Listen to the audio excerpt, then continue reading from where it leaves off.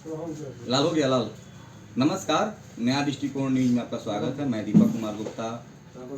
आज हम बता दें कि सीवान के प्रतिष्ठित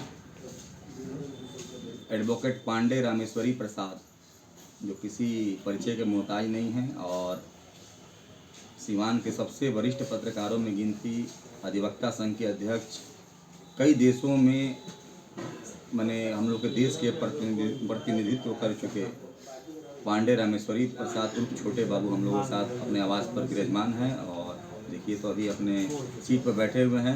भावनाथ मंदिर, भावनाथ मंदिर आप नाम से ही परिचित होंगे। भाव के नाथ, यहाँ पर भावनाथ मंदिर के बगल में इनका आवास है और यहाँ पर हम लोग इनके आवास पर बैठे हुए हैं। आने का मूल मकसद ये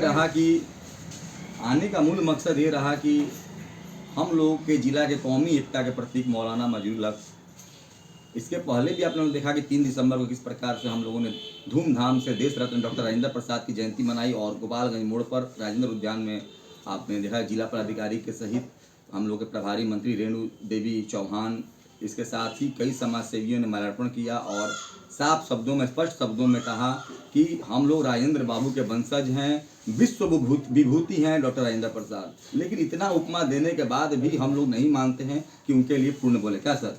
क्योंकि ये ऐसे माने एक सूर्य थे, उनका हम लोग दीपक दिखला रहे हैं, दीपक दिखलाकर माने कोई बड़ा एहसान भी नहीं कर रहे हैं। इसी संदर्भ में सीवान में कौमी एकता के प्रतीक मौलाना मजहरूल हक, जो पटना में जन्म हुआ मनेर के ब्रह्मपुर गांव में और 1990 में सीवान सारण के कर्मभूमि रहा। सीवान में उन्होंने अपना एक घर बनाया जिसका नाम रखा आसियाना।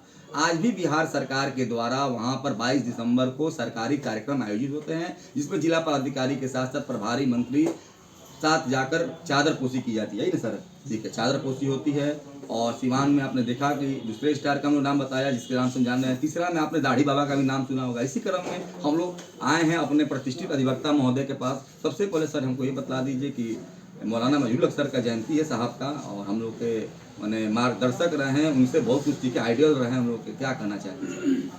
देखिए, 22 दिसंबर को मनेर में उनका जन्म हुआ था। जी जी जी। लेकिन वो 1890 में जी यहाँ आगरा के पास आए जी और उस वक्त के जिलाधिकारी जो छपरा में रहते थे जी उनसे उन्होंने आदेश लेकर अपना एक घर बनाया जिसको आसियाना कहा गया। जी बिल्कुल। ये आसियाना अपने समय का एक ऐसा भवन था, ऐसा परिसर था जो जिले में नहीं संपूर्ण देश में उसे देखने योग्य माना जाता था।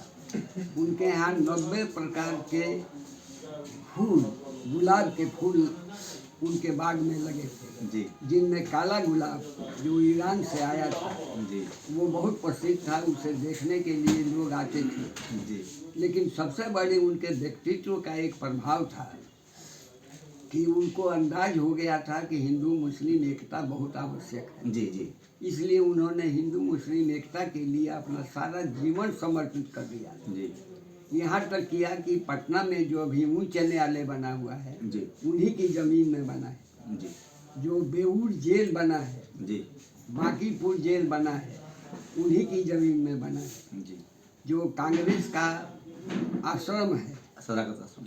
सदाकत आश्रम जिसे कहा जाता है, जी उसका जो ज़मीन उसकी है वो भी ज़मीन उन्होंने ही दान किया था। जी कोऑपरेटिव बैंक की ज़मीन पटना में उन्होंने ही दान किया था। तो समाज सेवा में बढ़ चढ़कर हिस्सा लिया था उन्होंने। बिहार के विकास के लिए अपनी भूमि उन्होंने दान कर दी और आज हम उनको भूलते जा रहे हैं। जी उनके प्रति श्रद्धांजलि अर्पित करने का कोई अर्थ नहीं है यदि उनके आदर्श को नहीं अपनाया गया। हर 22 तारीख को चादर पोशी करना, उनके आवास पर जाना, उनके परिवार से भेंट करना, ये कोई श्रद्धांजलि नहीं है। जी श्रद्धांजलि है उनके आदर्शों को अपनाना। जी यहाँ तक भी मैंने एक पत्रकार के रूप में एक स्टडी किया था उनके जीवन का। जी उसमें उन्होंने सदाकत आश्रम में हिंदू मुस्लिम परिवार के ऐसे लड़कों का इकट्ठा किया था जी जिनका कोई पिता माता नहीं था, लावारिस थे। उसमें एक लड़का सलीम नाम का था। उस सलीम नाम के लड़के ने एक हिंदू लड़के को ये कहा कि तुम मुसलमान हो जाओ। इसकी सूचना जब हक साहब को मिली तो उन्होंने सलीम को अपने आश्रम से हटा दिया। और हिंदू मुस्लिम एकता का एक प्रमाण आपको और दे रहा हूँ कि सदाकत आश्रम, ये सदाकत शब्द उर्दू का है जी और आश्रम शब्द हिंदी का है। जी तो दोनों को मिलाकर हिंदू एकता मुस्लिम एकता जी का स्वरूप देने के लिए उन्होंने इसका नाम सदाकत आश्रम रखा। जी और आजीवन वो हिंदू मुस्लिम एकता के लिए। जी लेकिन सबसे बड़ी बात है कि जो हम लोगों ने बहुत इस पर प्रयास किया कि आखिर उन्होंने मनेर और पटना छोड़कर बिहार में सीवान को क्यों उन्होंने अपनाया, जी इस पर एक विचारणीय विषय था। हम लोगों के अध्ययन से ये पता चला जी कि चूँकि सीवान में मुस्लिम जो आबादी थी वो 48% थी जी और 52% हिंदू थे। जी तो उन्होंने इसका ध्यान रखा कि करीब करीब बराबरी पर दोनों को जी यहाँ पर शांति व्यवस्था करना और यहाँ पर सद्भावना कायम करना आवश्यक है। इसलिए उन्होंने साहिब सीमान को चुना और अपना आवासीय घर बनाया। अभी जो स्थिति है कि उनके परिवार में छिन्न भिन्न परिवार हो गया है। यहाँ जो उनका आवासीय भवन है वो भी जीर्ण शीर्ण अवस्था में है। राज्य सरकार की ओर से उस पर सुधार का पुनर्निर्माण का प्रयास किया गया है और कुछ सुधार हुआ है। तो ये उनका जो भवन है वो राष्ट्रीय स्मारक के रूप में होना चाहिए और उनके परिवार के लिए कोई अलग से एक भवन राजकीय कोष से बनना चाहिए। और मैं सशक्त उन्हें नमन करता हूँ, उनके प्रति श्रद्धांजलि अर्पित करता हूँ।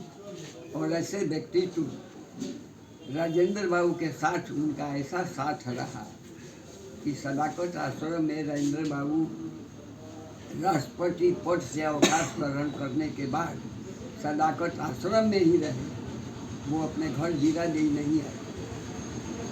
तो यही शब्दों के साथ मैं उनके प्रति आभार व्यक्त करते हुए उन्हें श्रद्धांजलि व्यक्त करता हूँ। चलिए, तो बहुत अच्छी जानकारी दी छोटे बाबू और उर्फ पांडे रामेश्वरी प्रसाद अधिवक्ता ने। और जैसे आप जान भी रहे हैं कि सीवान के की क्या हम लोग बताएं कि पूरे सारण में एक सूर्य की तरह हैं। इनका परिचय देना भी हम लोग के लिए जो शब्दों का जो श्रृंखला है वो छोटी पड़ जाए। देखिए, एक ही क्वेश्चन में पूरे सार को रख दिया, पूरे समरी को बता दिया और दूसरा क्वेश्चन की ज़रूरत भी नहीं है। दूसरा चीज़ बतलाया कि जो उनका आवास या सियाना इसे सरकारी स्मारक घोषित किया जाए, जैसे राजेंद्र बाबू के जो स्थान है, जन्म स्थान है, घर है, उसको अभी देखिए भारतीय पुरातत्व सर्वे ने अपने अंडर में रखा है, उसे सर्वेयर करा रहा है, उसे मरम्मत करा रहा है। दूसरा, इन्होंने भी डिमांड की गवर्नमेंट से कि बिहार सरकार से कि बिहार सरकार के कोष से एक अलग से उनका पैतृक निवास बने, वो उनके परिवार को दिया जाए। तो बहुत बड़ी बात और इतनी जानकारी हमको नहीं लग रहा है कि सीवान में कोई लोग दे पाएंगे। कैमरामैन फारूक के साथ मैं दीपक कुमार, नया डिस्ट्रिक्ट सीवान। इसको कट कीजिए, एक और कोई अलग है।